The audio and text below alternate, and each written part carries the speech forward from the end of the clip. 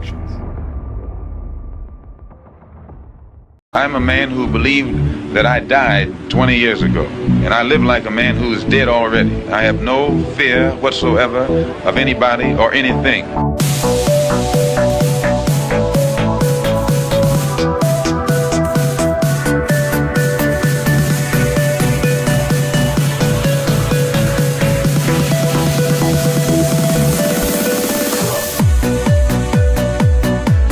Gary Webb. I am an investigative journalist, and in 1996 I wrote a series of stories entitled Dark Alliance, which was about CIA involvement in drug trafficking.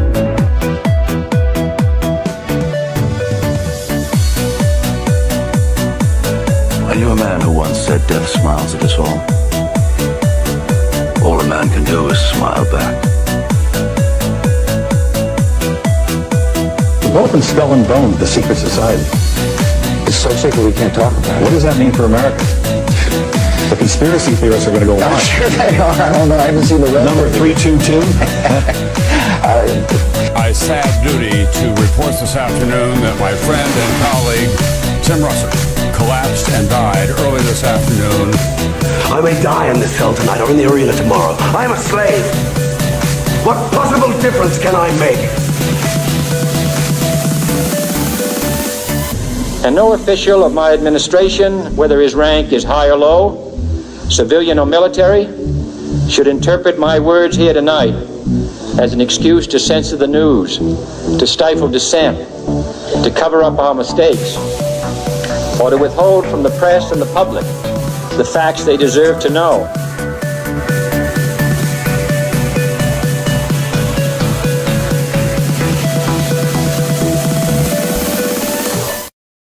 Get the fuck out of here, Jules. Let's fucking go. Another already dead. Welcome. Let's go. I'm joined as always by Austin Wade Picard, our perennium co-host. Which isn't perennium? Isn't that what is that? Is that your taint? I think that's your taint. Oh my god. Yes. So we're here together. We're here today. We're ready to do a lot of shit. If anything, we're have an abundance of stuff that we cover to go into today. I don't really know where we're going to go. That's kind of how this show goes. And then in the second half of the show, obviously, you can redirect us where you want us to go in the call-in portion. You can literally come on the fucking show. Yeah, exactly. And I will go ahead and warn you guys, there's a solid chance today's what are we calling them? Postmortem or intermission is going to scare the hose. The hose will be scared off. There will be no hose after the intermission. So say goodbye to the hose. When we do that, the hose will be scared and they will be gone. But I enjoyed it. I really enjoyed it. You guys will see when I get into it. Yeah. So you guys checked it out. Yeah. So, dude, what's up, Austin? Glad to be with you, bud. Man, as always, I love you, brother. But seems like dark days ahead, demoralizing avalanche of just the news cycle in general, kind of as it goes, and as is typically the case. But dude, I don't know. At this point, it's kind of hilarious. I just I heard Ron Paul, and I just listened in for a moment, and I caught him talking about the national debt. Right, just for this year alone, and how this year alone, like the interest, like just the interest alone, is projected to exceed $1.1 trillion. Right, and it was just that, and then he mentioned the Congressional Budget Office estimating the federal deficit for just 2025 to be 2.5 trillion, and then he made this hilarious aside. He's like, thank God we didn't vote in those liberal progressives who want to bloat the budget, right? Yeah. And meanwhile, here we are, the extremists are the ones who want pre-COVID, which I don't know if you guys recall the kind of how we blew the fuck out of the budget back then. We just let's just go pre-COVID levels, and even with keeping entitlements kind of at the same levels. That's kind of what they're talking about, like pre-COVID, but with entitlements the same. So if anything, they would actually have the entitlements would stay untouched, and so they would actually have a larger percentage in a sense compared to the rest of the economy. But yeah, I mean, Oh no, but no, we got to keep on inflating. We can never go back. There never can be a pulling back of the government. They're going to be going forward. And it's wild how we almost were fooled for a moment, myself included. I was fooled for a moment. Just maybe, even in the slightest sense of the word, maybe there would be some sort of cutting. But even then, it's my understanding, I believe, that pretty much I think all the Doge stuff is getting voted out. Yeah. Is my understanding. I don't know what really stands from the Doge. It's kind of all that just seems in retrospect entirely performative. And I don't even mean just in the sense that if you look at the overall budget, it's still more. I just mean that like even those cuts don't even happen. Like even to the extent that like those aren't even happening. Right.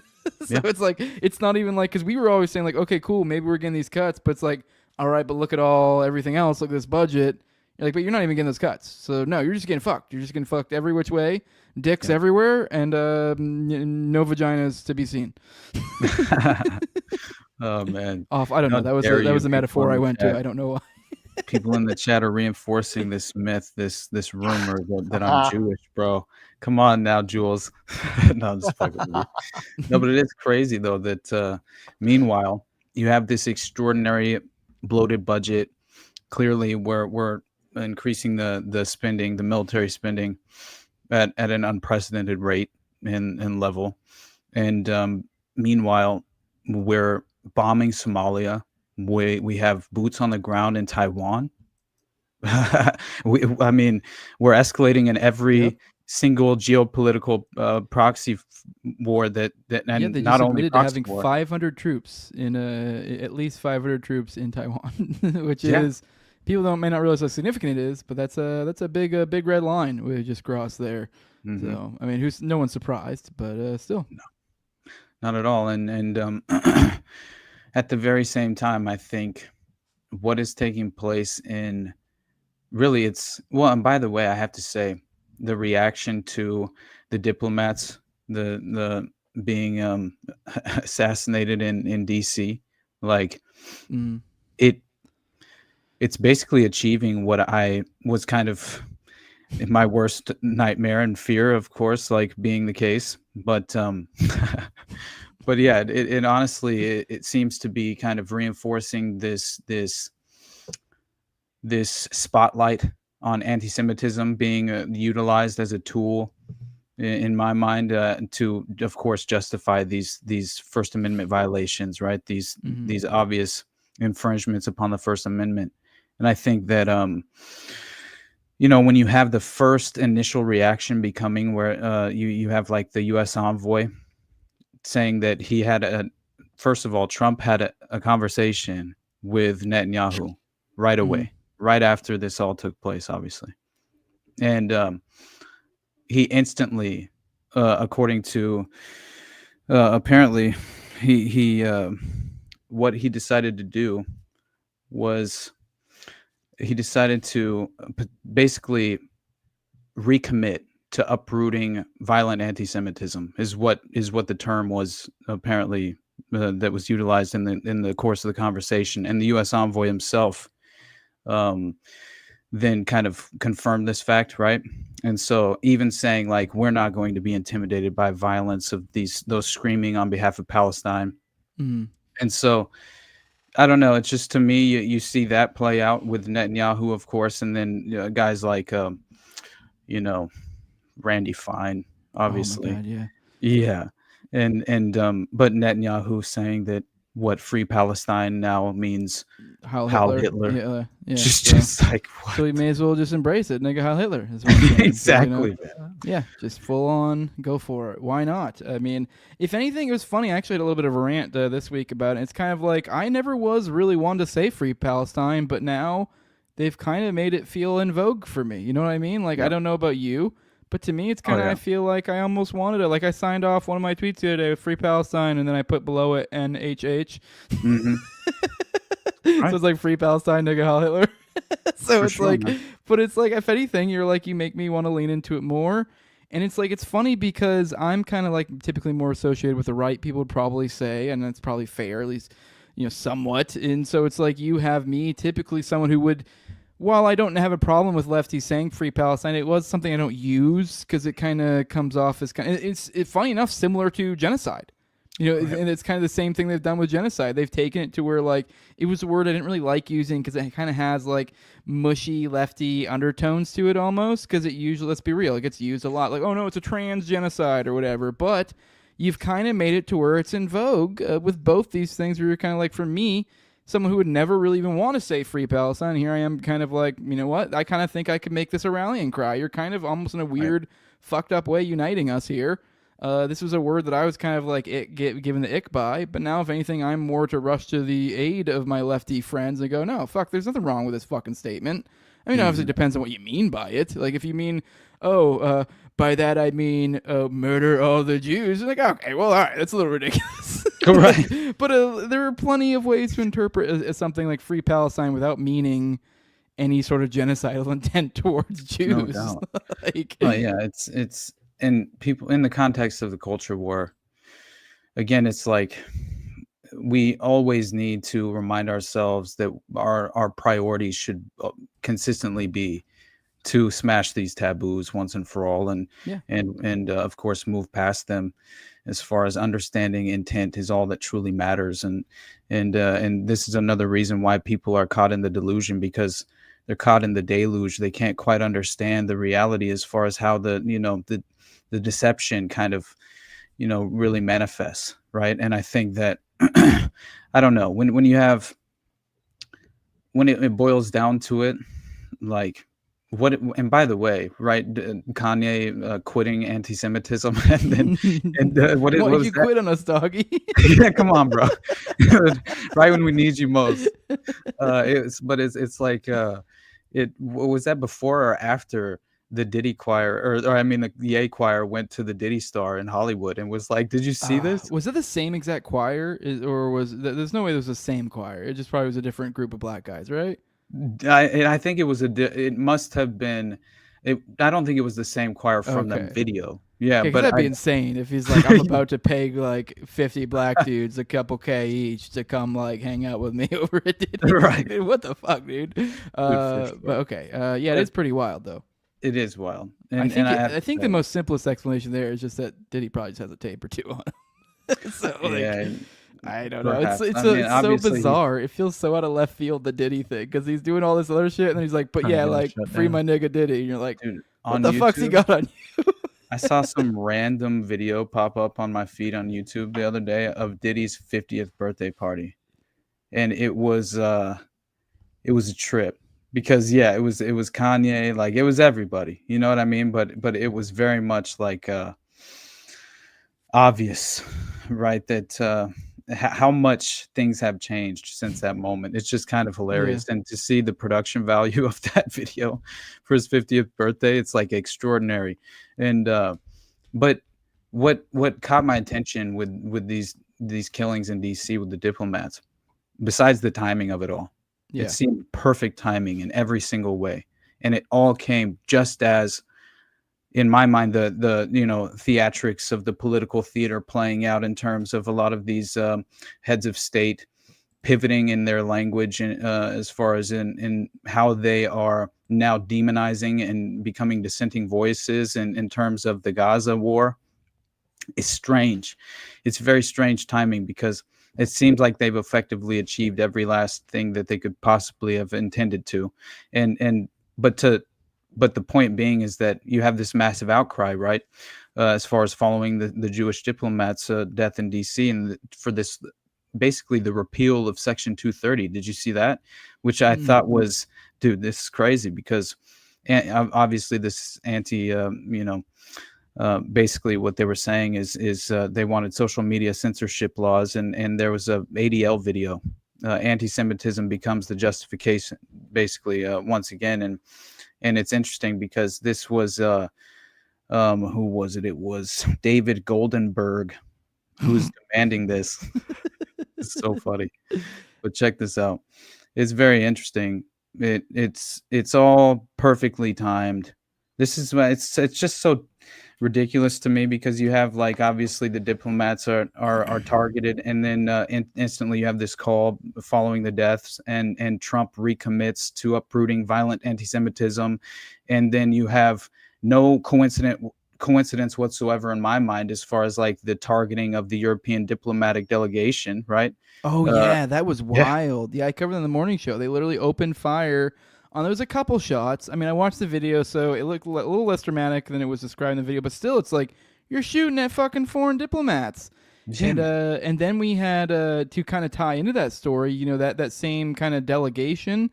I believe it was France. I can't remember which member of the Knesset or cabinet or whatever was talking to. I believe it was one of France's peoples, and they were talking about like, hey, I guess it's being floated around this like kind of delegation, this group of countries.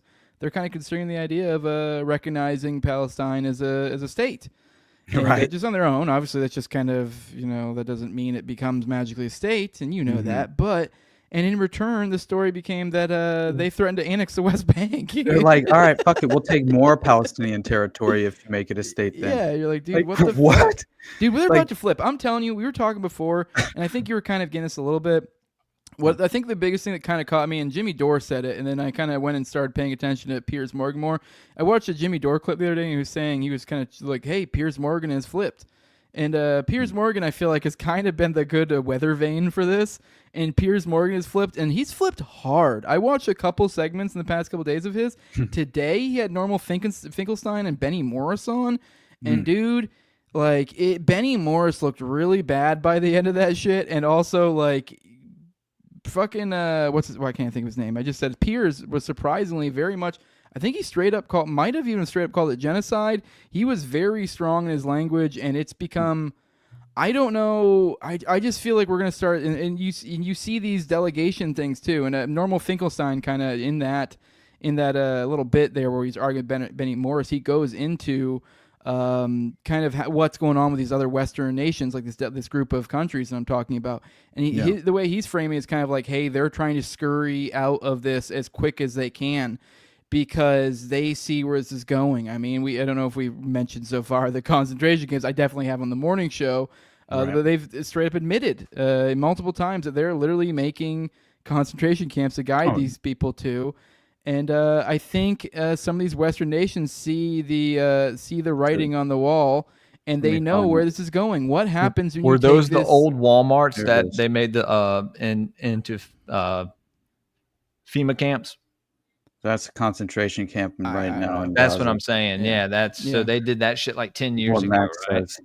Max says this is the aid model. Max Blumenthal. This is the aid I model. don't know if that's literally it, but it is the model, because I'm not sure if they've actually done it yet. And I don't know if that's like from something else they're saying as an example, this is what they're doing. But either way, whether this is really it or what they're going to do, this is basically what they're doing. They're herding them into an area.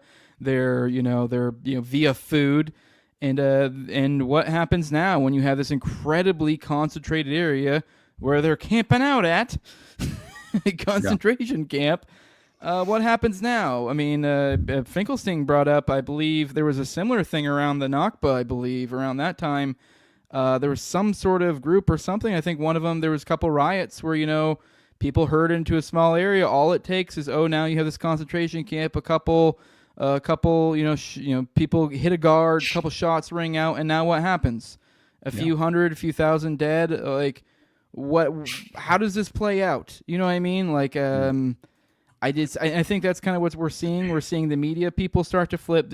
I would suspect, keep an eye out. I bet you like the characters like the Tim Pools of the world will start really, being like, finding a way to try to offload and stuff.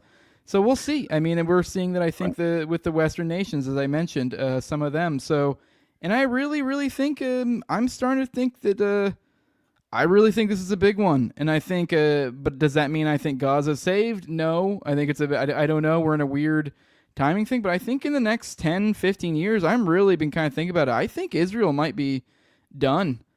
I mean, maybe they've exceeded their usefulness. I don't know if it's going to shift to Ukraine. I don't know what.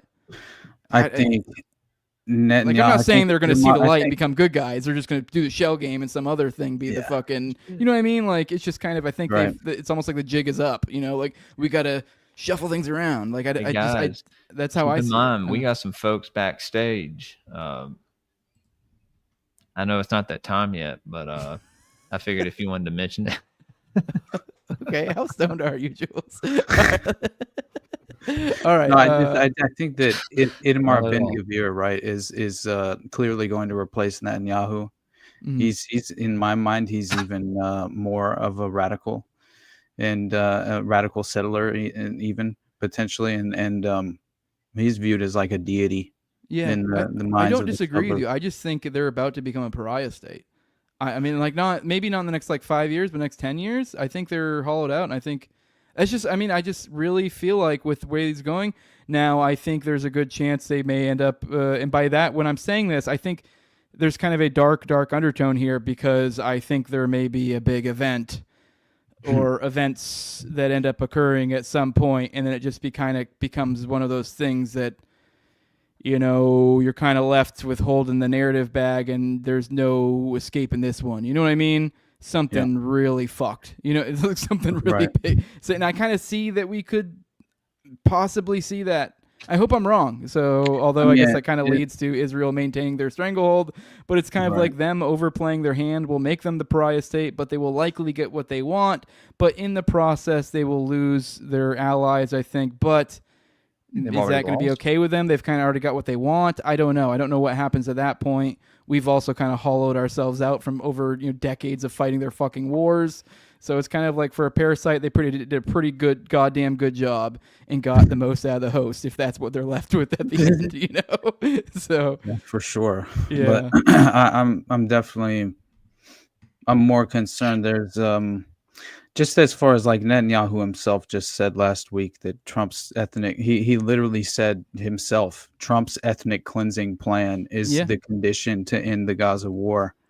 And I'm starting to think that's why we're hearing all these rifts thing. I really think they're trying to squirm in whatever way they can to try to find whatever Whoa, what just happened? Okay, that was a lot at once. I just think, wanted and to share not to this with say y'all. that they're going to become good guys all of a sudden, or they're saw even that. going to flip entirely. But it's like, and obviously I think there's some leverage being held over the people, whether it's them diddling kids or what, but they're doing what they can, squirming where they can, applying whatever leverage they can, because I do think our administration might be kind of maybe sensing out, oh shit, maybe what some of these other Western countries are feeling that, oh no, we might be left with like a fucking the worst of all fucking hot potatoes left in our lap. And what do we do at that point? I don't really know what the world looks like after that. That's a it's hard to predict, but I will say that I know that Randy Thick. Yeah. Super. He says, there is no suffering adequate enough. I can't read, guys. I'm There's sorry. no suffering adequate for these there we animals. May the streets of Gaza overflow with blood. Yeah, that was the dude that it's just so crazy the language that they've been willing to use. It's genocidal language, like in every way, in every aspect of it's He's just huge. Yeah, for sure, buddy. Mhm. And I'll pull that back up for you. Oh, thank you. But I think it's crazy too that it was reported that Israel invaded southern Lebanon, right? So I think once again violating the ceasefire agreement, which is what they typically do. This is par for the course. But yeah, let's watch this dude real quick. Real quick, you heard that that there was a deal that they had recently that fell through, right? That was just reported, I think, today. I covered on the show. They had a 70-day ceasefire. Essentially Hamas was under the understanding that they had it was had like 60 days. Yeah. Well, it was 70. Apparently, Israel initially wanted 60. I mean, it's kind of, I don't know how to interpret that. It's either Israel's completely wasting everybody's time, but they actually Israel shows they rejected it, haggled. though, Yeah, right? they were engaged in it. They were haggling because if you read the story, you kind of see they were going back and forth. But it's also like obviously at the end they spiked it, so it's like it seems like, are you just trying to waste everybody's time, or are you actually willing to come to the table? I don't know how to interpret that one yet. And I honestly think most of this is political theater because they understand the optics. They're committing a genocide, man. Yeah. Like, how could you not understand the optics of that? How could you not even realize that you are even hearing dissenting voices on your own base now more than ever? And that's going to consistently continue to increase. Naturally, you would have to get out in front of that. Yeah.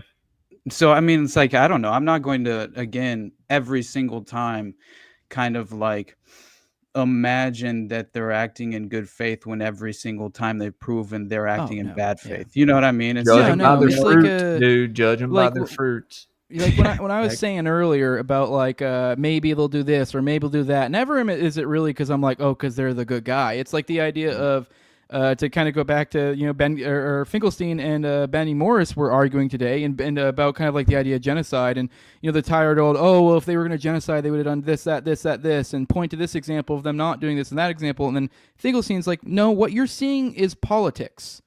Like this is the idea that like, yes, if you can be carrying on a genocide and have differing levels at differing times because you are engaging in politics and you live in the real world and you're trying to navigate this to get what you want at the same time. So like it's so yes, you realize that there are going to be people that perceive what you're doing in certain ways, so you're going to behave in certain ways. In the same way, when people point the same thing that Hitler supposedly did at certain times, and people always go, "Oh my God, you're saying he's the good guy," or I'm like, no, we're just saying the same exact thing we're saying here, that they recognize the political reality of the world and have to navigate within that, and at certain times they may be louder and prouder or being more obvious in their actions in regards to genocide or whatever, mass murder or whatever the fuck you want to call it, Yeah, I read a crazy piece. It was originally published on Middle East Eye, and then it was like it was either paywalled or something happened to its original publication, but either way you can still find it. It was by Jonathan Cook. It's very interesting. It was talking about basically ignoring Keir Starmer's theatrics and Gaza's trail of blood leads straight to his door. But it didn't only focus and prioritize the UK commitment to this kind of pivot in the optics, in the narrative, in the kind of way that the language that they're using, and the way that it was described was essentially this is all self-serving and entirely coordinated deception with Israel, and that all of these heads of state essentially pivoted in the same exact moment. Then the Israeli diplomats get shot. It's very strange timing, and then the diplomatic delegation is fired upon. It's all very interesting. I don't know to what level. Yeah, I don't. It does seem like things are going on that we don't know. You know what I mean? Yeah, man. Like it does feel like all the timing of all the different events, everything's coming to a head right now. I mean, I guess I joke all the time about nothing ever happening, but it's like I don't know. I think it was funny. I don't even remember what the last time it was when I was like, "Oh, something's gonna happen," and I don't think it did. I forget, but it's like I don't know. This might be one of those moments. Something happens. So yeah. And by the way, dude, I didn't know this, but I saw that Iran. This is in the middle of allegedly the negotiations are going well, and yeah, that's what we're saying. That would be awesome. I hope so, Yeah. but I'm very much skeptical. And it's bizarre because with these ongoing negotiations, Iran, the constant theme you keep seeing from each time you hear sources from both sides is things are going great, things are going great. Our side goes, absolutely no, nuclear enrichment, and then they go, no. That's absolutely a red line. We're going to have nuclear enrichment, but while at the same time saying talks are going great, we're doing great, we're getting there. And you're like, what is going on here? Nothing's changing. Exactly. What are you talking about? But what is so crazy to me that I saw was this new report. This came out yesterday about how Iran and China are launching this new commercial railway bypassing U.S. sanctions. Now, I felt like that emboldens Iran on the negotiating table as far as using, I don't know, bartering chips, whatever the case may be, in terms of having a little bit more on your end to negotiate with. It's very interesting because this, of course, falls perfectly in line with Iran being part of this China's One Belt Road Initiative, which is in order to reestablish these trade routes. And in my mind, I think Germany as well was driven into the arms of China and Russia as well in many ways. Mm-hmm. And it's very interesting how that played out, because it seemed like you have Germany pretty much geopolitically speaking, we're seeing like a continuation of the Belt and Road. Obviously, the same goes for Germany, and I think this is simultaneously they're being demonized, right, in all of Europe for being dependent on Russian gas, causing what's been described as the loss of German influence in Europe, leaving them further isolated from the EU, and especially since the start of the war in Ukraine, which I thought was crazy. And it, the German chancellor just coming out, right, like we mentioned privately, and announcing that there are no longer any restrictions on Ukraine's use of Western provided weapons and strikes in territory. Like, which what it's the difference of to go into that real quick. I guess essentially this is allowing them to use other weapons from other Western countries, and this is going to enable Ukraine to the most they've been able to. I forget who they were getting these missiles from before, but they had certain missiles, or maybe they're their own. I think they were able to get like a little bit short of 150 miles, so they're able to get 150 miles. They had certain weapons that could reach that far into it, but then we got. Now that's over 300, so it over doubled their range to be able to touch inside of Russia via this. And I mean, I should have probably covered that story today, but yeah, I did. I remember reading it, and it's it's something. It's nuts, right? And I heard it put in the terms of we didn't mention the drone thing yet, have we? Oh no, I'm excited. The drone thing, dude, and then also I mentioned on my yeah. morning show. Also, there was the True Social tweet that. Or that Trump put out that was talking mad shit about Putin all at the same time. And the funny thing is he was accusing them of like drone attacks in Ukraine, and it was really bizarre. It was like, wow, like, do you not, I mean, and then you said you found a fucking video of his response when told about that. I didn't realize he basically pulled the Ruth Bader Ginsburg on it. Like, oh, wow. So funny. And you're like, dude, meanwhile, I mean, I guess it's believable that he was just that stupid, but like, maybe people are he had keeping some him in aid. the dark. Yeah, he probably had some aid. Tell him, hey, you should say this. Make sure to mention drones. Wink, wink, and not telling him that like, oh, he did get hit by a drone attack, and now you're saying stuff about drones in this tweet. Obviously, a veiled threat without him even knowing. You know what I mean? Could you imagine being the leader of the free world? Right, you're supposed to be read in on these geopolitical conflicts, and you're wondering why on earth are these drone attacks popping off between Zelensky and Putin? Like, it's not making any sense to you whatsoever. You're getting upset because you're like, Putin, we're in the middle of negotiations and you're bombing Ukraine, right? And it was very hilarious as far as witnessing, but I'll pull it up real quick. But the main thing that I wanted to say before I lost my train of thought was that I had recently heard it put into the terms of, it was interesting. It was described as like Poland being essentially the military, militarily, it's the strategic epicenter of like basically what was Honduras during Operation Condor, right? And these stay behind networks of strategy of tension, destabilization, right?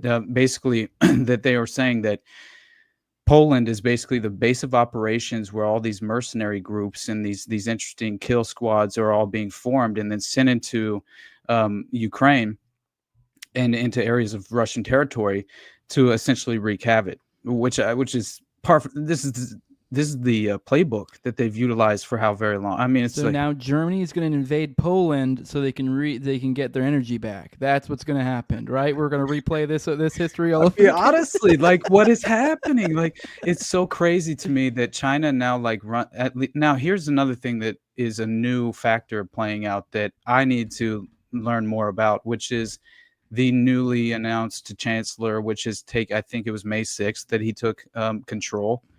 In Germany. Germany. In Germany. Okay. Yeah. And what, Starner over Canada? And that Starner in Canada, the Bank of London guy or whatever? Yeah. So I mean, it's like we got that guy who's like, that's like you're literally the right hand man or one of was it the Rothschilds' right hand man type deal. Right. Like that's like you are in the upper echelon, the tippy top. Like you get the coolest of the mass at the weird sex parties. Like like you don't get just the stock one they give everybody. Like you're like, oh my god, you remember when we saw the horned goat? Like you're the one who has like some sort of cool name that people remember. You know what I mean? Like he's the bull or something. You know, dude. Like like he's he's front and center at those weird parties. Right. Yeah, And he's on you the know- balcony as you come in, with them standing above you, looking judgmental, Yeah, with a right. mask. You know. What this is crazy too. I didn't know that the ambassador to Poland, the U.S. ambassador to Poland, is Zbigniew Brzezinski's son. You're like, how's all this happening? The Epstein affiliated Israeli prime ministers. You know, it's like, what? I don't know. It's just like absolutely crazy to me, you know, as far as so many of these various connections that fall perfectly into place and obviously are conflicts of interest, right? So I don't know, but I'll pull that up really quickly because it is Yeah, interesting. that But is- I that do is- think that we need to quickly. I brought this up for a reason. This is crazy, and this we don't need UK free, you know, censorship as far as like Yeah. social media censorship like that. This is legitimately being utilized as a tool, no doubt.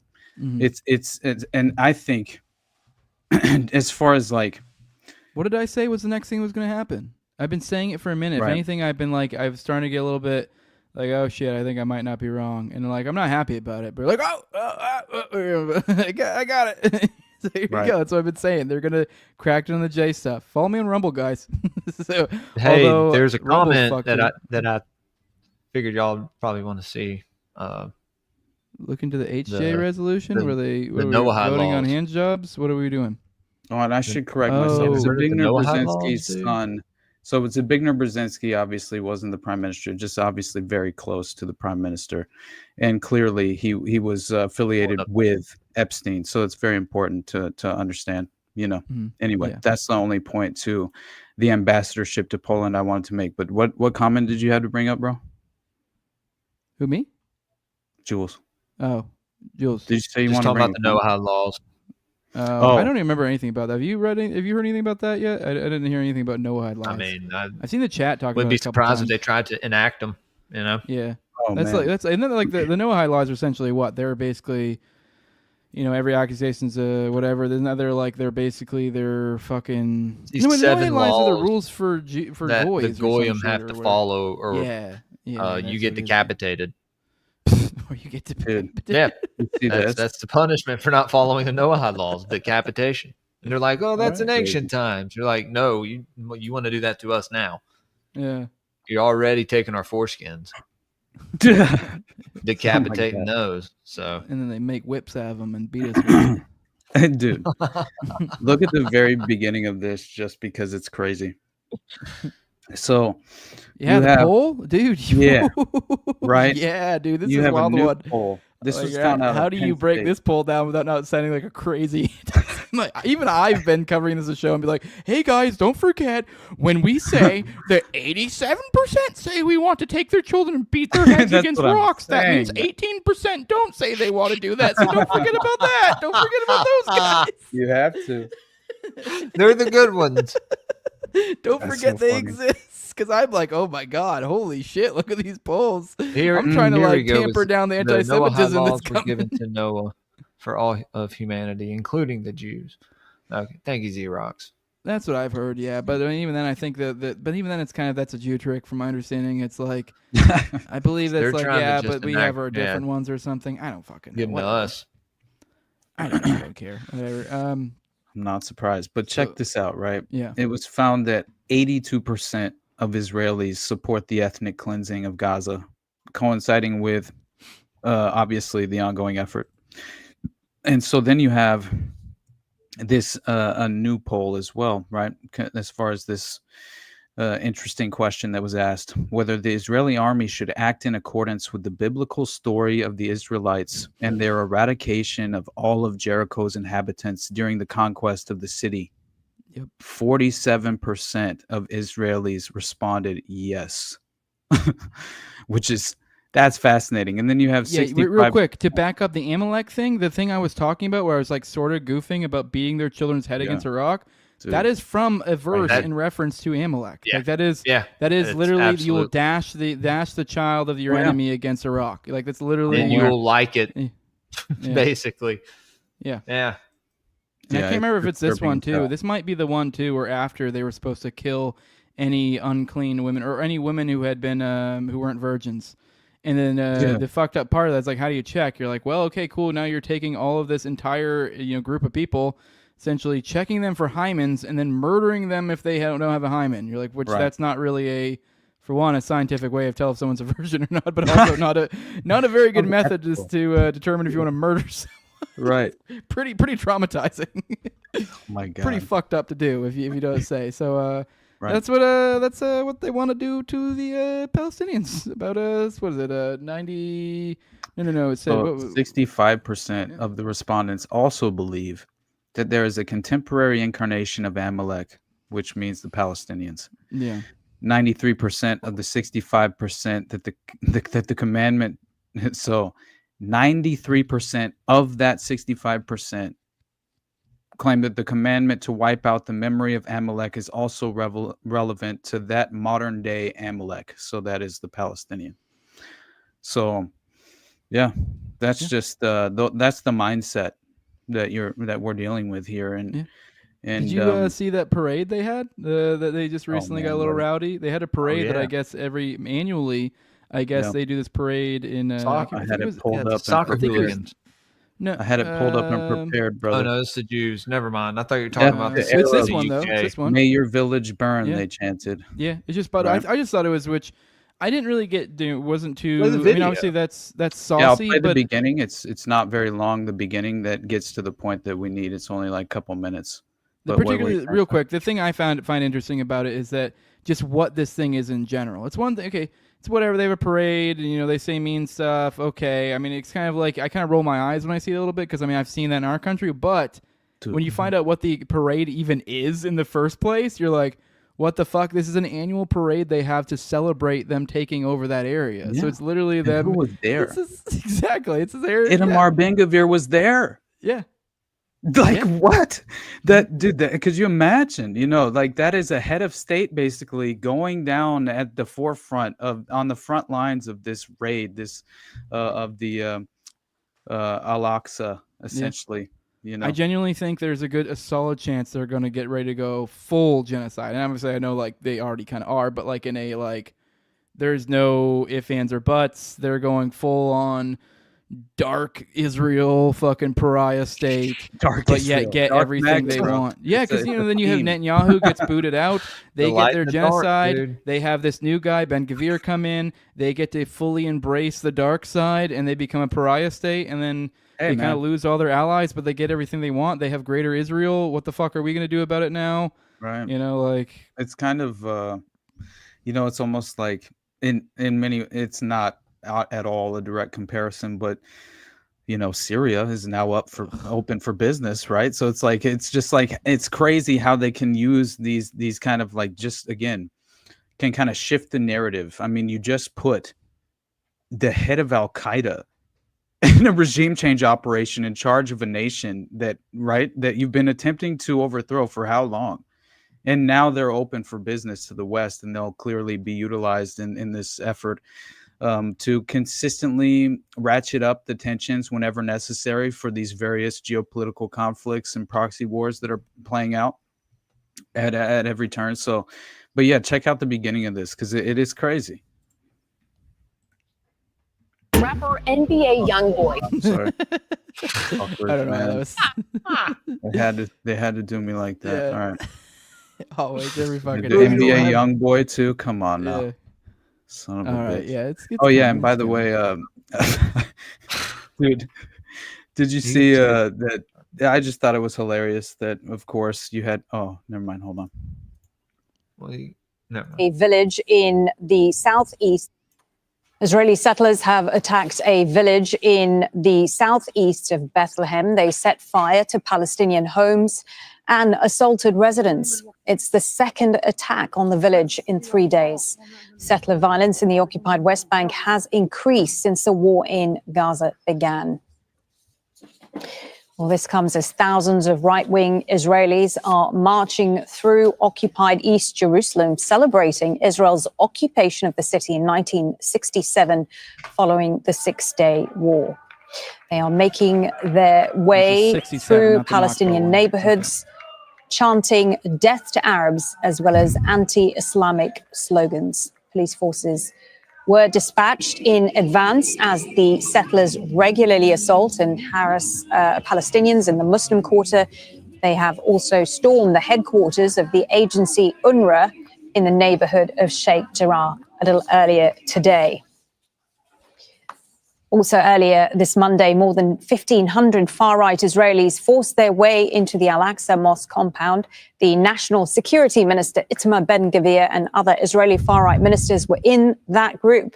Jordan's foreign ministry has strongly condemned the intrusion, saying that it is a deliberate provocation. Mhm. That was basically Chicken. it, I'm pretty sure. Okay, we have in That was basically it. It is crazy, though. I mean, you just have this consistent theme that's playing out, right? They consistently just continue to ratchet up these tensions and kind of like it. I don't know. You just clearly, when you're smearing it in the faces of like you're basically while the pivot takes place, as you mentioned, right? You have this ridiculous kind of attempt by the West or by the let's say the European leaders who are attempting to kind of distance themselves for optics reasons, but also claiming that they're now going to identify and acknowledge a Palestinian state, as you mentioned before, and their reaction, right? It's just, once again, you're kind of twisting that knife, right? So I don't know. I'm just always feeling like what was the number one thing that was going viral yesterday, basically, in terms of this conflict, was that little child being burned alive, essentially, even though at least she survived technically, right? Yeah, I was gonna say, no, she survived. The rest of her that family was died. awful photo. Yeah. Or video. The one you could see your silhouette coming out of the fire. No, there Terrible, were man. some real tear jerker stories, and there was one. God, was it one family? If this is almost like so over the top, you're like, come on, this one's got to be like what the Israelis almost always say when it's some made up crazy shit. There was one story of a mother and father, both doctors. The mother was on shift, the father was not. They got attacked. I think they had 9 children from the ages of like 7 months to 12, and I believe all of them but one died. The 11-year-old. And the father survived, and the mother was working the shift at the hospital where they came in. Wow. Yeah, so Jesus. 8 of her children and her husband and her son, that survived. So basically lost. It was just insane. I mean, there were some other there was a lot of just insane stories, bombing aid, bombing the aid workers and stuff. Mhm. Just, That's I some mean, sick it's shit, man. Yeah. Telling you, man. Intentional evil.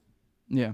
Yeah, and whenever they launched Gideon's chariots, right? Like, they killed 5 journalists and over 100 civilians in one night, right? Like, that was how they began Gideon's chariots, which it's just disgusting. But it's further ethnic cleansing, which obviously Trump himself, in my mind, and Netanyahu claims is the case. Obviously.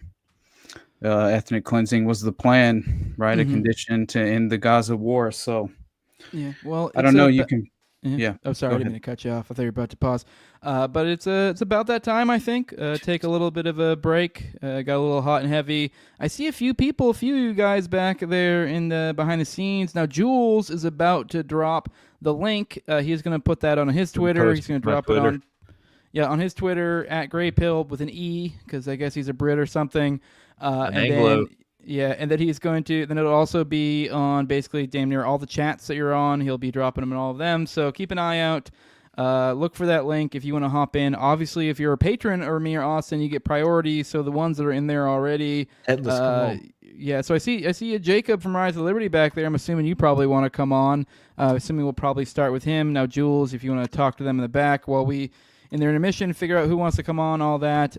But yeah, we're getting ready to go into the call-in portion. So guys, join us. We're going to take a little bit of a break, take a breather, go get a drink, whatever. And we're about to scare off all the hoes. This will be fun. So yeah, we'll see you guys in a minute.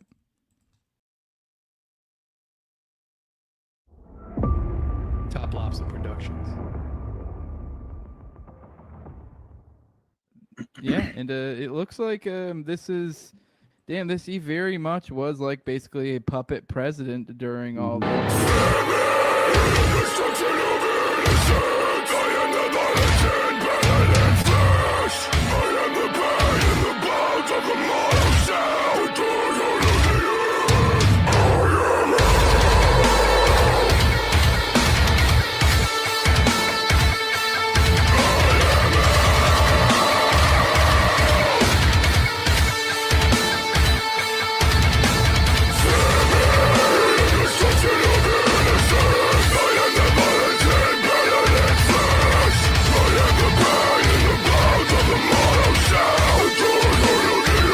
Right to X, Y, blah, blah, blah, blah, blah, like saying like this is your position. And it sounds like he's saying, oh, you have the right to like essentially rape kids or whatever. You're like, whoa, dude.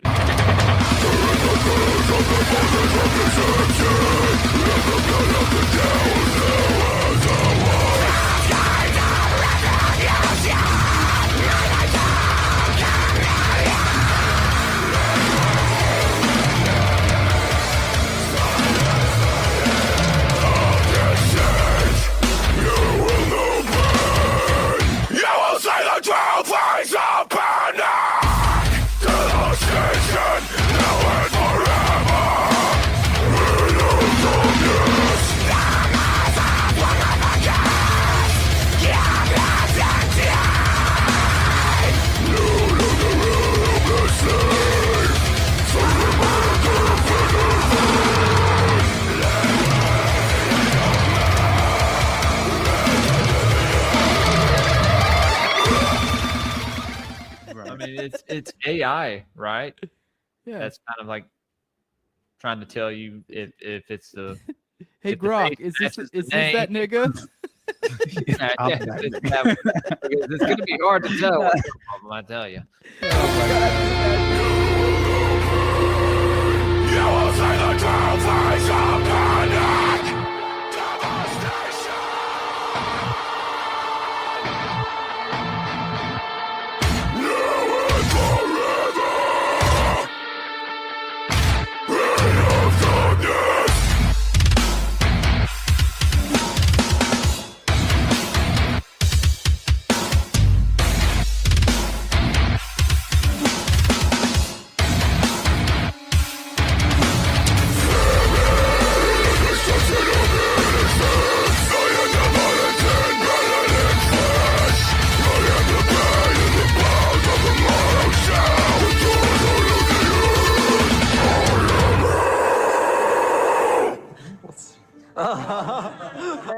I was under the impression that no one wanted to come up, or I would have already brought somebody up. Sorry, Jose. Yeah, there's a bunch of people back there. No, you're good. You failed us, Jules.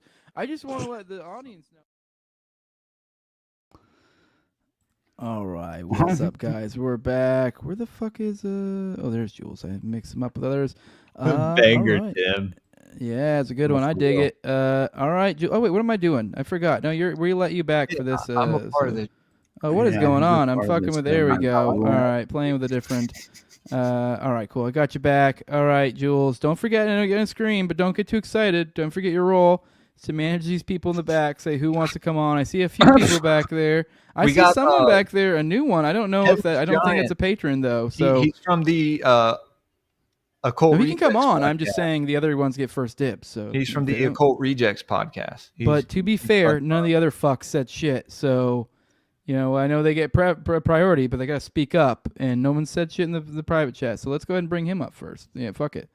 Let's do it, Jules. What's up, dude? How's it going, man? What's up? I kept seeing people in the chat wanting you to come on for something. I don't know. It's hard to keep track of all the chat, but I did see a few people want to bring you on for something. So what's up, man? Introduce yourself. They said you're what? Occult Rejects? One of those guys? One of that crew or something? I go on the Occult Rejects all the time, and I also have my own show at the Headless Giant. You can find me on X and YouTube. And so what we're talking about tonight, I mean, come on. What are we looking at? This is like the convocation of all of these different forces, biblical forces, political forces, all the rest of this stuff. I mean, it seems like the whole book was just self-fulfilling prophecy at this point, you know? Oh yeah, that's what I say constantly, man. Yeah, self-fulfilling. That's for sure. That's Manufactured the false key term there. prophecy. Yeah. It feels like in many ways, though. I feel like the state has exploited and leveraged a lot of these ideological prisons for themselves, and most people just seem too naive and well conditioned to be able to sift through and kind of like navigate those waters, right? I think it's a difficult prospect for many people, and that I think more than ever, you know, I've kind of embraced this mentality that obviously, like, I'm not here to change anyone's mind. I'm only here to kind of like present ideas that have changed my mind and conceptually helped influence me in what I feel like is the proper direction, and provided more of a moral framework and, you know, just worthwhile ethical values that I could identify for myself. You know, I think all of those factors, Jules, you bastard, dude. All those factors, I think, should be just, you know, honestly spotlighted and considered, and as far as the way that people seem to fall into the traps that we discuss so very often, you know, and that's where I kind of, I don't know, I get frustrated, right? Like we discussed the at the beginning of the episode tonight, like what we discussed, the national deficit. Yeah, you know, and it's like, what are we doing? You know, we just consistently go in the same exact direction as if anything has changed whatsoever. No, they just get together, vote to raise the debt ceiling every so often. That's about it. They act like they did something. But I mean, if you really think about the concept of what a debt ceiling is, it's like the idea that they're coming together to raise the debt every time. It's like, it's just literally just a bunch of big old circle jerk. You're like, you shouldn't even be doing this. So you've like, the way you frame this is that like, it's like, oh, well, we've argued over this. So it's like, hey, shows how important, how serious we're taking this, you know? For real. Have you ever researched the form of government they had in Carthage? Oh man, I've researched Carthage, but I can't like recall like the actual structured state, but I do know that they committed child ritual sacrifice very often. They had a form of government called oligarchic republican. So it was oligarchy and a republic. Hilarious. Does that sound familiar? Yeah, unique government structure, and one of a kind. Never one. Just unique time, and you know that was back then. You know, before the church maybe or whatever. You know, I don't know, and they don't do that anymore. They're right. So what makes these Carthaginians really significant to history is how far back they go and how quickly they kind of just went away, right? So they used to be, before they were Canaanite Phoenicians, the Carthaginians. You know, they came over from Tyre, Sidon, and Byblos. Before that, they were the Minoans. And when they were Minoans, they had trade routes going from England all the way down to the Mediterranean for the tin that they found in England. Interesting. And also in the Bronze Age, they had to get the bronze, or they had to get the copper from Michigan. Strangely enough. So these guys were heavily connected back then. That's where we get our alphabet. And so if we think that they kind of just went away and didn't just transform into something else, because I guess they wanted to not have the problem of the Roman Empire, which I guess they did a good job of getting rid of that. They kind of had to change and morph into something. Isn't the lore that they were the descendants of one of the, essentially one of the tribes of Israel? Like, because that's one of the things you get into the etymology and kind of like, or not the etymology, but the kind of tracking who moves. Yeah, exactly. There you go. Yeah. All the tribes of Israel are Canaanite Phoenician. They have the same blood types and everything. Like, there's no difference. Yeah, exactly. That's what I'm getting at. That like, that like when we look at the evil suit, like whatever Phoenicians and the whatever, like, you're talking about like what became of the tribes of Israel. Like, that's what we're talking about. They were the only other tribe in that vicinity that circumcised. So it was only the Hebrews and the Canaanites, and everybody else thought it was weird as shit. Why were they circumcising? They didn't have a covenant with God. What were they doing with those foreskins? Right. Where did they hide the foreskins? That's what do you make of the Christian identity movement and kind of like the notion that many of the, like, let's say even Vicky and Randy Weaver, they seem to embrace an ideology where they believed that they were the true Israelites, Yeah. and that it actually, you know, It's like the every modern other Same fucking with weird David religion. Koresh, though, right? yeah, very similar. Yeah. He thought he was Jesus. It's like every All other of the weird cults. upstart. Yeah, All all the of the cults. cults. Yeah, all of them. Oh, we're the real Israelites. That's what's always about. Yeah. So strange. Yeah, Yeah, I we mean, are hell, the lost tribes of Israel. Even essentially. Israel. That's their whole. Yeah. We're the real Israelites. Like that's. Yeah, what, you're even right, though yeah. they're- dude, you're a bunch of fucking Europeans. And it's genetic too. We have a Jew gene. All you have to do is just dig into a little bit of the anthropology, and you find out none of that stuff in the Bible is accurate to any kind of timeline at all. And so if you look at the intertestamental period, you really find the motivation for why they wrote this thing. And that was the book of Maccabees 1 and 2. And this was their way of establishing a new identity because they had been oppressed by the Greeks, by the Romans, and everybody else. So they wanted to have a new thing. And so they didn't really have temple Judaism the way that we think of it. And we can see that in the Diodorus, for example. So in Diodorus, he's documenting the life of this guy, Epiphanes, right? And Epiphanes is the emperor of the Seleucidian Empire right there. And he goes down, he's having war with Alexandria, right? In Egypt. Rome steps in and says, you can't take Alexandria. We're cutting you off. So he's pissed off. He comes back home, and it turns out the Jews there had started slaughtering the Hellenized Jews, which he put in charge because he didn't like the way that they hated their neighbors. Well, when he saw that they were, about to sacrifice some Greeks, he went in there with a bunch of pig's blood, and he sprays it all over the goddamn place. And he says, I am going to destroy every document that makes you hate your neighbors. Does that sound familiar? Well, he completely destroys the temple, but Diodorus includes something that the people in Maccabees don't. He includes what was inside the temple. And you've got this golden donkey head. And this golden donkey head is pretty significant because in the first graffitos that you see of Jesus Christ, he's wearing a donkey head. Wow. And there's something else.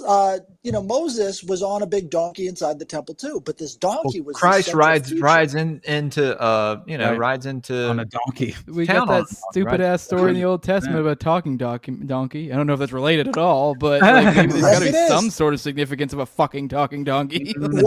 What is the donkey god in Egypt?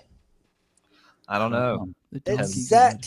Set. Yeah, Everybody no knows way, their no shit. way. Okay. It's the third No son of way, Adam brother. and Eve.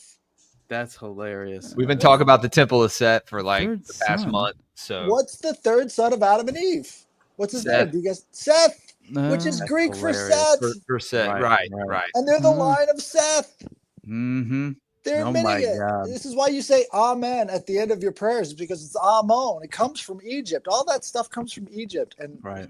it's not the good side of Egypt. Look at what they did to the Egyptians in the plagues, right? Mhm. That's Set directly imposing his will on the disobedient Egyptians. Yeah, I mean, I just had a little bit of a rant this morning in my morning show. It's like I'm not Christian, so like I don't know. There's different ways. There's Gnostic Christians, so it's like I don't know. I don't know if that's what you guys are. I know it's kind of what Jules is. I'll be honest, but it kind of seems a little convenient to me. That's kind of the way I see it. We're like, okay, but at least it is kind of an easy, like, okay, it is one of the things that as an agnostic atheist or whatever you want to call me, it is kind of like you look at Christianity and you're like, yeah, but like I grew up in the church. I'm like, I know what they did in the Old Testament. It's like, I don't know how you square that circle there.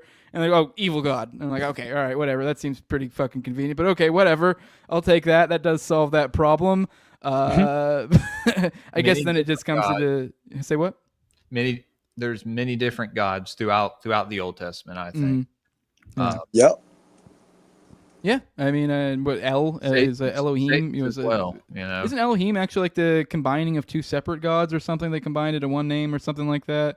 Yes, or I forget. and it was Ugaritic, right? Yeah. So this Elohim came from these Ugaritic myths. That was the father of Baal. And if you look into the Baal cycle, that was 1,000 years before the Bible, but they're using a lot of the epithets for Baal in Proverbs. Yeah, and when you look at the L stuff, it leads to the On God list or the Anu God list. You know what I mean? And that has all those same gods in it. Just another pantheon, man. We Mm. talked about this a bunch. Yeah, man, crazy shit, brother. Jules, feel free to cook. I know you're pretty fucked up, No, but man, I'm enjoying this conversation, dude. This is this stuff that makes you think. I brought some gifts if you wanna bring up that. I meant to bring that up, but you were cooking. I forgot to. Here we go. Sorry. I'm sorry. You're the producer. My bad. I should just let you do it. I don't know what I'm doing. So this is the sign of Tanit, and Tanit was a Carthaginian goddess who was in charge of the human sacrifice. So this one is what they would put out in front of these, what they called toffets, where they had these big burial chambers for all the children's bodies, right? And so that marks them off. Well, let's see. I got more here because you'll find the seal of Tanit all over Carthage, and we talked about. I think we talked about Tanit when we talked about Nergal and Io or Eiu. Are you just saying things, dog? No, this is the way you say it. Io. Yeah, no. EIO. EIO, there you go. Yeah, which is like a bingo was his name, dog. Yeah, exactly. It's EIO. It's a strange combination of both the sounds that they make with other gods. So like there are pronunciations that they would use for Dionysus that were very similar to this. Right. And that's also another reason why the Gnostics called them donkeys, is because they would be praying and it'd sound like the braying of donkeys. Yow. And so they also got branded from the Gnostics saying, wow, bro.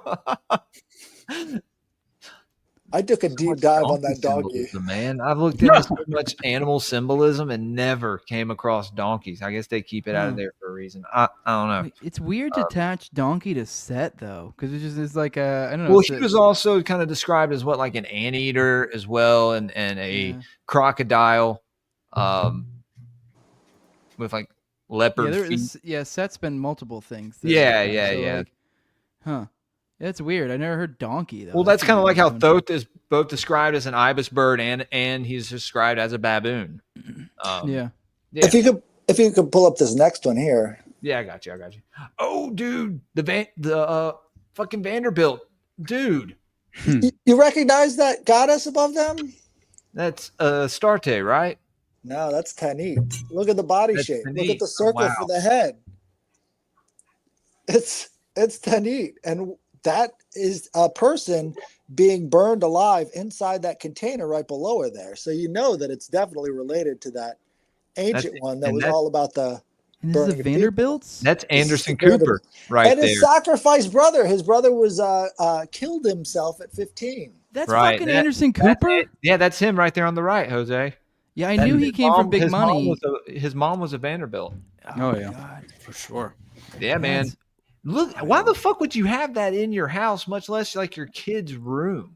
Or maybe that was her room. That was like this isn't even one of those ones that's debatable. Like you can maybe I could say saying this is a specific goddess. You could be like, oh, you're taking liberties or something. But no, there's no squirreling around. That very clearly below whatever that central figure is, there is a body of some sort being burned, and I don't understand any other way to understand that visual image. I got another stele that's really perfect that shows all of these details perfectly, but I don't know if I have it on the right file type. But yeah, it's the same one. And what you'll notice is that the rough shape of Tanit always stands out. It's that triangle with the circle on top. Mm-hmm. Right? To me, that's an indicator of them actually getting in contact with this other dimensional being, because why would that be so rough? Like, it's always rough cut everywhere you see it in the Carthaginian world, and there's absolutely no reason for it. They have incredible artistic abilities. Right. So you're meaning like the fact that it's more of a geometrical shape as opposed to something clear and concise. You're saying that means you're interpreting that as that means they had some sort of authentic interaction, and I don't know. I guess I'm trying to It's like one of these geometric figures that you might see in one of these DMT trips. Yeah, Wow, yeah. yeah. Because it's something you can't quite see clearly. It's because like no one can look upon the face of God, blah blah blah. It's like you come back from a trip and you're like, oh, well, I saw him, but I didn't really see him. The more you try to imagine him, you can't really ever look upon the face of God. Essentially, that would be a way to look at it. But like, you do get a voice. I guarantee you, they get a voice. Huh. I got another one here. You might like this one. Good. Pull that up if you would. Oh, who's that? Oh, dude. There we go. Right Yeah, there. and she has the headdress on too, with the what's that? A crescent moon above her. Well, crescent moon below her in this one, but Can you zoom in on that, Jules? I don't know if you're able to on your computer. I don't know if I'm able I to. can I think just Headless kind has of to do zoom in on it. So, because it's on his phone. Because I'm like, I don't know. I got to be honest. Where I'm seeing it right now, I got to get benefit of the doubt. It could be a lot of other things, but that's just because I can't really see it very well. So I got to be a little bit honest here and not just go, whoa. Yeah, but it's a very strong similarity. And if you yeah. I'm just saying it's like for me right now, it's just small. I just can't really make it out. I'm just saying it could be Who's other that things. on the But left? yeah, it definitely has Is it like a Hindu shape. goddess or something? Yeah, maybe Could some be. other goddess. Yeah, I mean, that's odd. Having the Pope's little room. which one's Mary? Right. They got a lot of them, don't they? Yeah. Huh. That's interesting. And the Mary of Guadalupe is just a big vagina. If you've ever taken a close look at that. Yeah, it's a little bit weird too, because when you get down to the deep levels of the Catholics, you get to some weird Opus Dei, what was like up to the gills in the Dutroux affair. I mean, we got there's so many like these weird, you got Knights of Malta's kind of weird too, like just these weird different. I don't know what's going on. It's almost What Mary happened worship. to the Canaanite Phoenicians? What happened to them? They became this. Right. They were going after Rome. They got control of Rome forever. I mean, it's right there. Like all they had to do is change their name, change their brand, and they could spread it all over the world. They were the richest. Huh. Are you connected?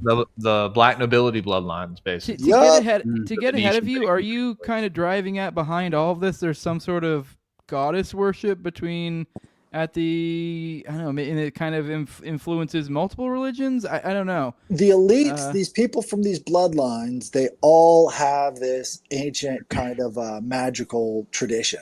Mm-hmm. All of them. That's coming through the bloodlines. They're closely related to these, much older rulers of these other civilizations than they are to us. And they've been that way forever. And if you track who's keeping track of all this stuff, you've got the Society of the Cincinnati in the United States. I mean, that was established in 1783. And they've been tracking these bloodlines ever since. Those were all the generals of the Revolutionary War. All of the officers got to partake in the Society of Cincinnati, and once you join for life. Every single president is automatically a member of the Society of the Cincinnati by becoming president. This thing is an ancestral military junta, which is exactly like what they had in Carthage. Huh. Wow. I think there's something to this. This may sound silly, but I was just thinking about this. Someone says putting the pussy on a pedestal, and that may sound fucking retarded. But at the same time, there's something to that. You're like the idea of goddess worship, putting a pussy on a pedestal. I mean, what is pussy? Sex, life, fertility. Like, I don't know. There's so many different ways you could go symbolically with that. So it is soul trap. There's something to the soul trap. Yeah, the soul trap. A soul trap. Yeah, the pussy, a soul trap. Yeah, for real. That does check out. Like, yeah. I mean, what can ruin a man more than a woman? So like. Yeah. It works on so many levels. I hate saying stuff like that because it gets stuck in people's heads. Yeah. All right. Jeez. Man, that's a lot. You got anything else to dig into, guys? I mean, anyone else want to join in from behind the, maybe we can throw we have someone named Fear down in here. Oh, Jesus Christ, dude. That's serious. Fear, did you want to come on, man? Did you have any questions or anything you wanted to talk about? Yeah, let us know if you guys want to come on in the private chat. Here, I'm just gonna bring you on. Yeah. Fear, what's up, man? All right, that was weird, Jules, making this awkward. I think we're talking to a sewer. I feel like I'm about to hear demonic voices. No, I'm here. Like I'm having friggin' connection issues over here. Fucking audio and videos. All right, we're gonna let you go, brother. Yeah, the only reason why I was asking about okay. Melchizedek is because like Abraham, he paid homage to him, and that's where all the pyre sacrifices, like it started way before that. So that I was just asking that question, like where does it pay homage to? Was it Melchizedek or was it Abraxas? Which came first? Was it Baal, whatever you want to call him? Can you mute whatever else you got going there? It's coming over. Yeah. Dick. Yeah. Sorry. You're good. No worries. Yeah. But yeah, Abraxas, and I'm a researcher as well. I do what you guys do. I don't know if y'all know Rebirth of the Word, that he's my partner or whatnot. Man. Yeah.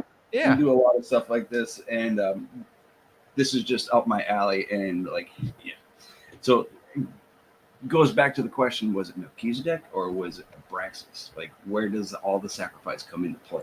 Who is it going to?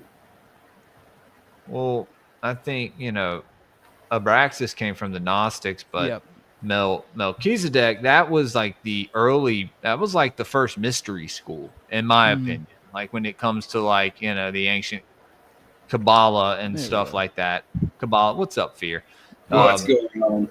Kabbalah mysticism and stuff. That later leads into Freemasonry and Rosicrucianism. So I don't know, man. I don't know what came first. What do you think, Headless? Well, actually, real quick, you're muted, by the way, Headless. Muted, but brother. I want to redirect that real quick because me and Austin are going to be kind of spiraling on Abraxas for a little while. Abraxas or Abraxas, depending on how you want to refer to it. Yeah, depending, or Abraxas or Abraxas, depending on which interpretation you take. And there's just so much there. I mean, it's God. And Austin, do you have any thoughts on this? Because I know me and you have been digging into it. We started a Dutro Affair series, and I know we're getting ready to probably spiral around Abraxas for a while because that is one of the entities. The Abraxas order. Yeah, and it kind of weirdly seems to tie into Processian church ideas because the concept of the Abraxas is like one of the many symbols of it is the concept of it's one of the many symbols of dualism.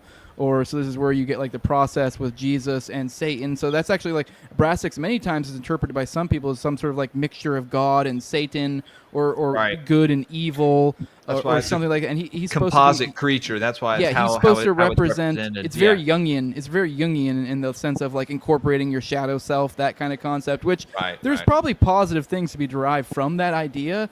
But if you dig into our type of work and you also maybe think about the sinister undertones about something like that, what that could possibly fucking mean, pretty scary to think about. But it's interesting that there was literally, and you tie this back to the process, the idea of dualism. I found out a while back that the Church of Abraxas or whatever, Abraxas or whatever, in Belgium, that was kind of tied to the Dutro Affair. It was also called something like the Church of the Celestial Christ or something like that. So they're playing off of both motifs, evil and like or whatever, like the satanic motif and off this like Christian motif. And I don't know. Then this somehow then ties back into Set with some of the concepts of Set because I believe Abraxas also is like ties a lot into the psyche. And then I know Set is like kind of comes into like self. And so there's so much that these different things kind of spiral amongst each other, and so you're like, what the fuck is going on here between these confluence of different entities, and like I don't know, it almost feels like the deep dark elite are trying to speak to us there, because especially when I look at through the nexus of the Dutro Affair, you're like, what the fuck is going on there? Because you see so much like it reminds you of a lot of Processian stuff.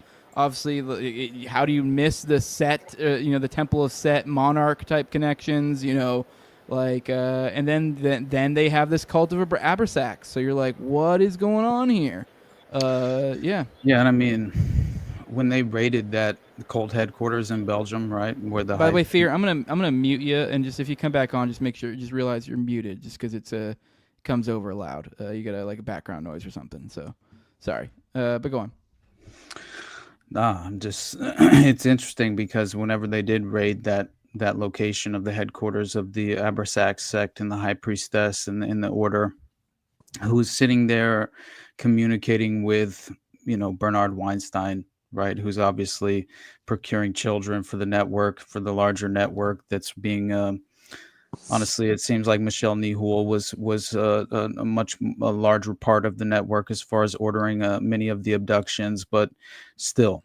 You have like human skulls being found with computer disks and jars of blood, very similar to that of the finders, right? If you think of that, and the execution of Henrietta and Igor, the goats, which they had a whole binder of how the children were like, oh no, what was the excuse that they were animal husbandry? Not Jules. Austin, look down. Yeah, exactly. Charles Manson, of course. Hey, I'm not surprised at all. Yeah, sorry, go on. I'm not at all surprised because you see these very similar, overlapping threads that thread, particularly into a lot of these scandalous events over recorded history, especially recent, as far as the occult connotations and this strange occult influence, it stems all throughout history, but it's still like the fact that it's still so prominent. Obviously, it's to kind of reinforcing the point of what we were just discussing, right? Which is just this very obvious occult, ideological doctrine that's being pursued at a level of that seems to be. Deliberate deception is how they sort of like exercise their philosophy. It's kind of strange, but it very much seems to be cloak and dagger, and at every level they're attempting to get us subconsciously at a frequency where we're participating, but we're not fully aware. You know what I mean? At least the average person who seems to be, who wouldn't be. As far as that lifestyle and philosophical framework, it wouldn't necessarily be appealing to them, right?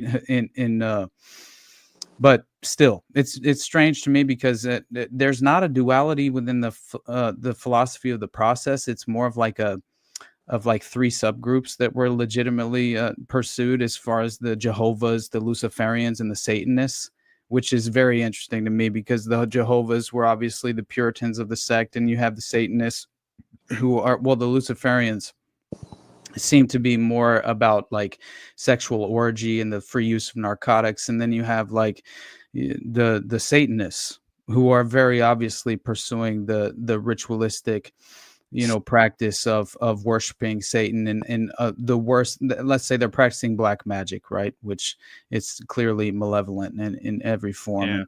And I think that's the distinction, where like you look at some of these. Go ahead, bud. I was going to say the left-hand path kind of magicians like Crowley and stuff like that, which is like the worship of self, like the gaining of... Right. Aquino too, right? The Temple of Set was the divine spark or whatever, right? The black flame of human intellect, which is just very much... woo-woo for no woo-woo, really. Yeah, man. Right. Exactly. Yeah, but it's fascinating how often these strange occult deities continue to resurface, rebrand and resurface, dude. You keep exactly, buddy. Yeah, it's fascinating shit, man. Blows my mind, but I'm not at all surprised. Yeah, and the Abraxas side of things too. It also ties into, I guess he's supposed to. Gets into like really deep into like I believe like kind of gematria type stuff or the numbers. People like how the number. I guess something to do with that comes into the days of the year. So he's supposed to represent the days of the year. Yeah. Yes, it's like 365, and so he's supposed to represent every day of the year, and it's supposed to be something like every day is a separate aspect of him or something. There's different ways there's different understandings of it, but it's supposed to be like super high level like. And you got to think when you get into the numbers and stuff and the days, and then that kind of comes into the positions of the planets. Dude, this gets into top level like occult shit. Right. But why would the high priestess of the Abraxas cult in where was it? It was in Forcy-le-Marche or some shit in Belgium, and in Charleroi. But it was in either way, it doesn't matter. The point being is that Anubis, the ancient Egyptian god, was the assumed name of the high priest of the Abraxas sect or Abrasax sect. Why? It's, you know what I mean? It's like it's. Go ahead, bud. If you think about the experiences with those two groups that you're talking about today, so let's say first off, there's lots of different depictions of Abraxas, but the one that I like the most is the lion with the snake body, right? You've got that version, you've got the cock version, right? But the one that seems to come up over and over again is the one with the lion-headed snake. And people actually have witnessed this stuff. So there was a guy doing not parapsychology, but he was doing psychology inside of a prison. I forget the guy's name, but he comes on these podcasts now and then, and he was talking about how one of the victims of schizophrenia. Oh my God. Sorry, not to cut you off, but sperm. I Right. don't know if that's where you're getting at. Wow. Go ahead. Sorry. That's a great example. I mean, if you think about the snake symbolism from ancient times, you've got all of that working in there, right? So 666 is like the rising of male energy. So that's related to Abraxas as well. But there are people schizophrenics who actually witness Abraxas that they have no idea exists coming to them. And so to me, it sounds like whatever this entity is, it's still active very much on, current times and not just back then. Just people don't have the vocabulary for it. They don't know what they're looking at. That sounds like some worm-pilled shit, dude. That's what that sounds like. If you're talking about a lion with a snake body, that sounds like a parasite, doggy. That sounds like we're going full-on worm pill world. Like, yeah, we've been there before.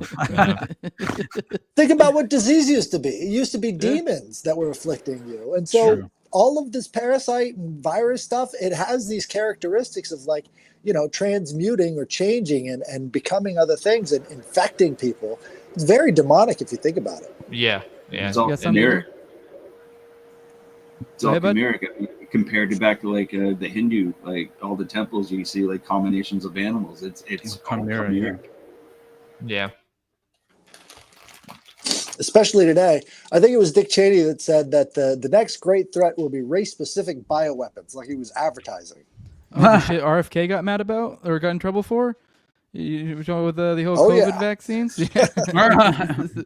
Yeah. No. There's nothing weird going on with the Jews and the pokey pokes they got over there. Nothing weird at all. By the way, did you? This is so crazy because after that just happened with obviously with RFK Jr. coming out and kind of obviously making the statement that COVID vaccines are no longer recommended for pregnant women, and which, hey man, no matter how compromised he might be by Israel and some sort of sexual blackmail operation, that's a step in the right direction.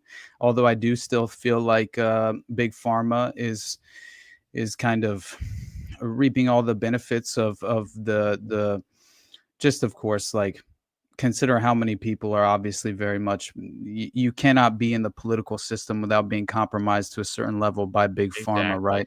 Yeah. So it's just a reality that we have to address. But at the same time, it's like, what do you see? The rise of this new variant that they're claiming, right, is wreaking havoc on China and is now effectively spreading through the U.S. and that we need to, what is it, the COVID variant NB181?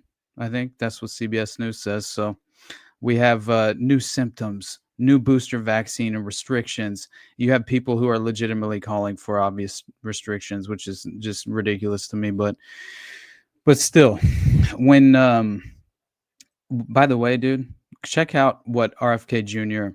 used to say back in the day, which you consider this the deadly immunity thimerosal connection, right? To how thimerosal is this basically a mercury-based preservative, right? Which people, this is fucking 2005 when this happened, right? And the Daily Mail, I pulled it up actually, and I pulled up the original deadly immunity article because it's an article that RFK Jr. penned back in like July 14th of 2005, and it was originally published in the Rolling Stone, and then within like 24 hours it was pulled. It was published on salon.com as well, but within that like 24 to 48 hour period you had legitimate coverage of this, which is like, this is only 2005, and see how much the mainstream media has shifted. And then also consider the fact that this article, right, obviously was based on this 2000 Simpson-Wood CDC conference, where you had these claims of thimerosal containing vaccines causing autism. And you have CDC officials who are legitimately like addressing this, acknowledging this on the record.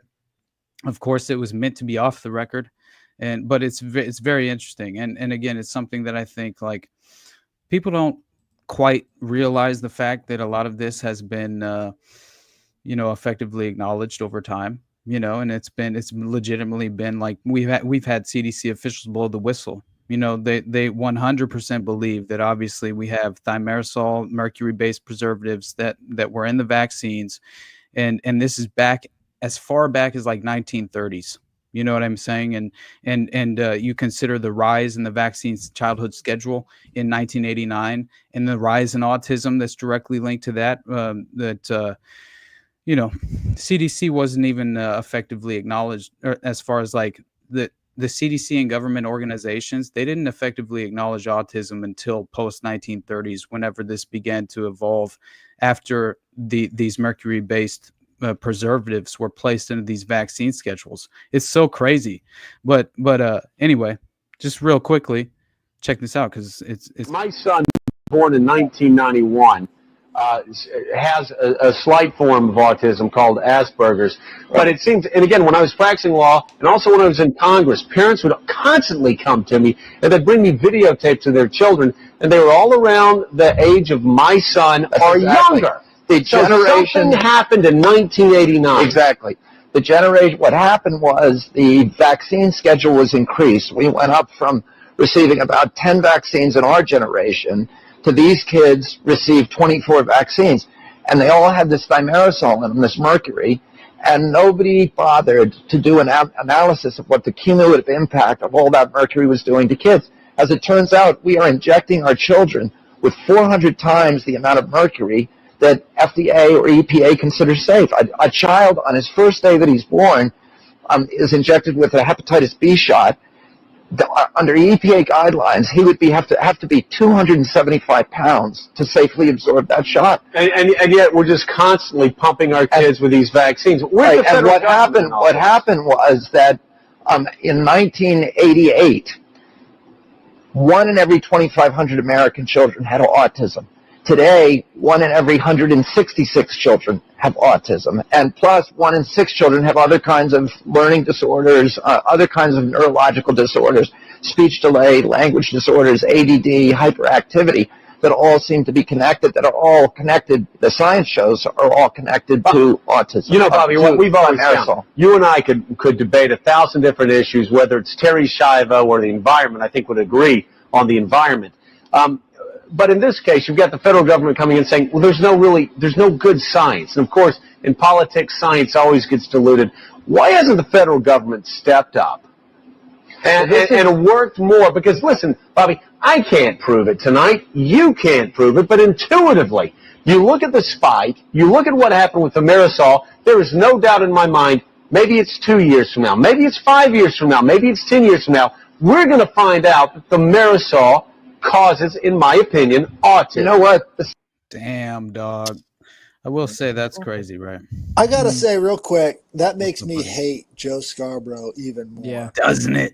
Doesn't it? What a Because he just sellout piece of trash. right. Oh, That yeah. is the way of the world with the media, my friend. Well, it's like we were talking earlier with Piers Morgan, and a lot of the other talking heads now, kind of like, oh, I think there's a genocide. You're like, dude, you were the one. Like, Piers was the one when this first jumped off, taking all these people onto his platform and going, oh, but do you condemn Hamas? Do you condemn Hamas? Do you that was the first thing you would ask any of them, and you're like, dude, what the fuck is this? And now he's the one going, oh, this is a genocide. And you're like, well, in a certain sense, you're like, I'm glad, but it's keep in mind who these characters are. So It's just shameless. Look at this shit. Oh my god! Look at these pieces of shit. King BB. yeah. And this is legitimately Dan Cohen, right? There's a bizarre fascist cult around Benjamin Netanyahu, whom some Israelis see as a messianic figure selected by God to lead the Zionist genocide. The BBist cult member is preparing. This BBist cult member is preparing to enter Gaza to commit ritual murder. So I think it's very important to note that, because if America gets dragged into a war with Iran, that will be correct. It will be correct, and that's what they're hoping. I mean, how many rabbis do you need to hear saying over and over again, "There will be no America. There will be no America." Right. They mean Edom will be wiped out. They mean it. I think we'll be successful in avoiding that, but I do think they want it. But I do think, as I've been saying, I mean, I'll be well, my perspective is still pretty fucking black pilled, as I just laid out. I think I've laid out pretty. It's not great either. I just think we're gonna avoid the Iran catastrophe. I hope but in so, exchange, I think that Israel is gonna kind of finesse us into probably getting their final solution, possibly. So, but that's not great either. There had to have been a backdoor dealings where it's pivot, give me Iran. Yeah, I don't know. I'm not saying that is what it's just you're thinking the inverse, like we'll let the Gazans go, but we get Iran. No, it's you like hear something we sick? already got the Gazans. Oh, okay. You want to hear something sick? Right? That's what they think. What's that? So my dad was over in Israel back in the 1970s, and there was a rabbi there who was talking to him about the Holocaust, and he said that there were 1/3 of the Jewish population had to be wiped out, just like in the Book of Prophecies. Man. So they're kind of hoping for it, I think. It means burnt offering. It's the pole. Why is it an offering? An offering to whom? Right.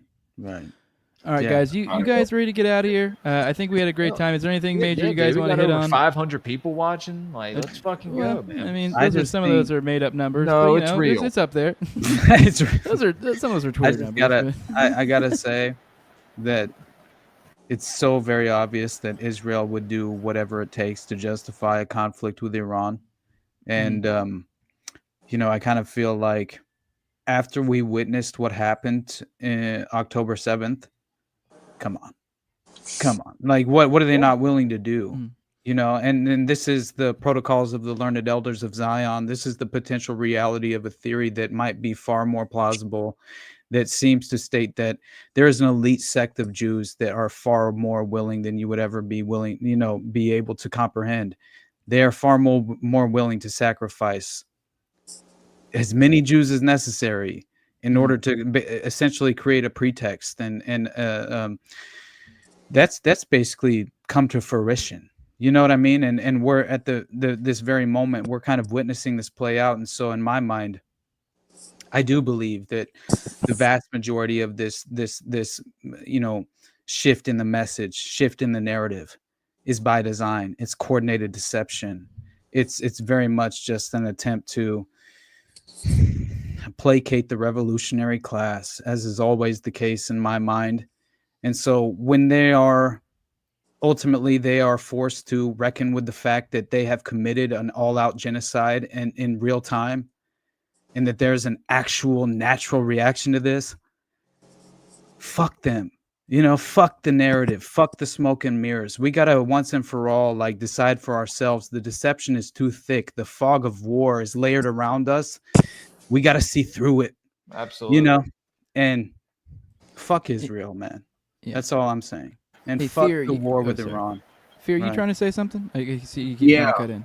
What's up? I was gonna say thank, because I got to take off. But I was gonna say thank you for bringing me on the show, and been a great conversation. However, I agree with you, Austin. Like this, whether it be biblical or not, everything it's a big fucking playbook. It's all right there.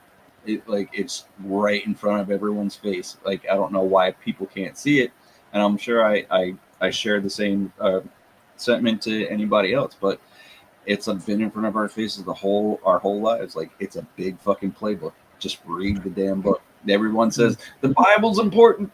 It is. The playbook's right in front of your face. Read it. Mm-hmm. But thank you for bringing me on. It's been a great conversation. Hell yeah, come on again sometime. We'll let you go. Headless, you want to give some sort of plug or something along those lines? A goodbye, things to like? You can check me out on Thursdays. I've got a mailbag show. People send me their occult experiences. So that's going to be around 7:30 Central. And I also have a trialogue show on Sunday, which is me and two other dudes who talk about philosophical things. So check that out. Oh yeah, thanks for joining us, brother. yeah. Jules. Guys, Gray Pill Pod on X, Gray Pill _ podcast on Instagram whenever I post over there. Rumble, YouTube, Spotify, Apple Podcasts, Patreon. We're watching Twin Peaks on Patreon right now. Season 1. We're doing episodes 3 and 4. Maybe, I don't know. Maybe try to get one in tonight. I'm not promising anything, but definitely this week, look out for that. Also, Elohim Etymologies, go straight to there. We do our esoteric book reviews on Patreon. So yeah, come over there and hang out with us. Also on Locals as well. And got stickers, guys. I'm sending those out to the patrons this week. Just gotta get some stamps. And go buy some Already Dead merch. TopLobster.com. Let's fucking go. Hell yeah, buddy. Austin, baby boy. Great show, guys. Dude. Thank you. I try. No, okay.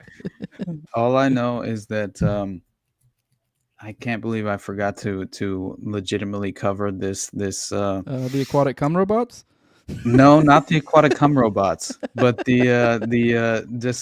Putin assassination attempt. Yeah. Well, we mentioned in passing, although we didn't go into it. Yeah, I know, but I do think that it's crazy, and it's very important that people understand what is playing out. So, and for sure to realize that there is potentially, a plausible reality where Trump, just as most of these political puppets, are very much kept in the dark. They're the faces of the policy positions. They're not necessarily meant to actually really influence anything in a direction where they see fit individually. Nah, man, this is not how the system is structured.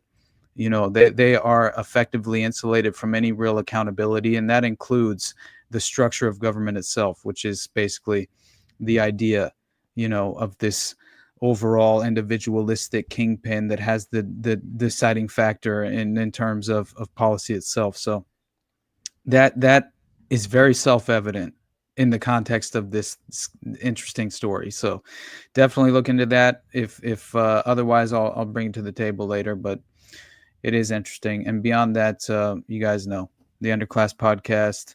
That's definitely the best place to support me is Patreon. And I'll finally get to kind of prioritize. Follow him on Rumble. Yeah, follow me on Rumble for sure. We say a lot of wild stuff about Jews, so definitely follow us on Rumble. This whole episode was mostly Jews, guys. So definitely follow us on all the audio podcatchers. Definitely don't want to lean too hard on YouTube. I wouldn't even lean too hard on Rumble, from my understandings of kind of you really get to have the bare bones of that. Dude, head of Rumble, right? He was up there with Peter Thiel at the Trump administration, swearing go fuck himself. Yeah, that feels like one of those dominoes that's ready to fall at some point. When that is, I don't know. Is this the moment? What's up, Pistolero? What it do, doggy? Well, all right, guys, we're going to get out of here. But if you want to support what I'm doing, you can leave a like, share, subscribe, comment, 5-star review on iTunes or Spotify. Those are all actions you can take without spending a buck. You can also follow me on Twitter at TowerGangJose. Be my eyes and ears out there for my morning show. I cover stuff regularly. There's so many different threads of crazy things going on in the world that it helps to have you guys, keeping an eye out for me. So let me know. I'll, probably about half the stuff I cover in the morning show is usually from you guys. But if you want to directly support the show in the best way possible, that's with money. That's over at patreon.com/NoWayJose2020. Obviously, if you can't afford it, please don't take care of your own first. But let's be real, it's $2. I mean, who can't afford $2? So the lowest level, at the lowest level of the $2, you get the early access to episodes. I usually keep about 4 behind the paywall all the time. Do 1 to 2 a week. I think I have 5 right now. I mean, I have some bangers behind the paywall right now. I have 2 episodes digging into new Wendy painting research. I have a Dutroux Affair series. I have a Waco episode that still hasn't dropped. It's going to drop soon. I have another live reading of Hoppa. It's got a lot of shit, and then also I got you get with the $2. You also get an ad-free RSS feed. You also get priority for the call-ins for this. You also get to hang out with us in the pre-show, and a lot of times you guys, our patrons, like to hang out there, and they also like to hang out in the private chat too.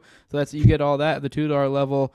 And the highest is my sponsors. I read them off every episode. It's a big thank you. My co-host and Terra Gang at Terra Gang Toad, also at ApplegateDs at ZOVRACK, at _Infinzeal, Tim Tuttle at John Cleebold, and Will Bell's Delicious Blueberry Rabbit Eye Wine, the big fan of the show, Torme, and then at INWARD Lover.